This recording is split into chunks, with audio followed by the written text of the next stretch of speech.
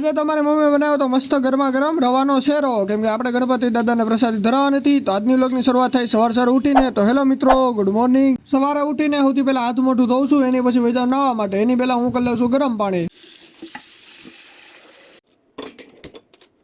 15 થી 20 મિનિટ ઘસી નાવશું, એની પછી હું થઈ જશું તૈયાર. અને આજ છે 2 સપ્ટેમ્બર 2025 અને ડેલી વ્લોગની વાત કરી લઉં તો એથી જશે 24. તૈયાર થઈને ફટાફટ હું આવું છું સૌથી પહેલા સવારનો નાસ્તો કરવા માટે. એની પછી જેવો જ ઘડિયાળમાં જાઉં છું એટલે વાગી જાય સવારના 7. એટલે આપણે ફટાફટ જવાનું તો કોલેજ. એટલે ફટાફટ બેગ અને હેલ્મેટ લઈને નીચે આવી જાઉં છું મારા દોસ્તનો વેઇટ કરવા માટે, કેમ કે મારો મિત્ર આવવાનો તો મને લેવા માટે અને એ આવવાનો છે ગેટે. એટલે ફટાફટ આપણે વહી જાય સૌથી પહેલા ગેટે. એની પછી અમે વહી જાય છીએ કોલેજ જવા માટે. 10 થી 15 મિનિટ ગાડી આંકવી અને પછી પૂગી જાય છે કોલેજ. ને પછી 2 લેક્ચર ભરવી છે અને અમારે પડી જાય બ્રેક. અમે બધા અહીંયા નારા હતા બેઠા છે અને અડધો ક્લાસ ખાલી થઈ ગયો છે, કેમ કે બધા વહી ગયા ઘરે.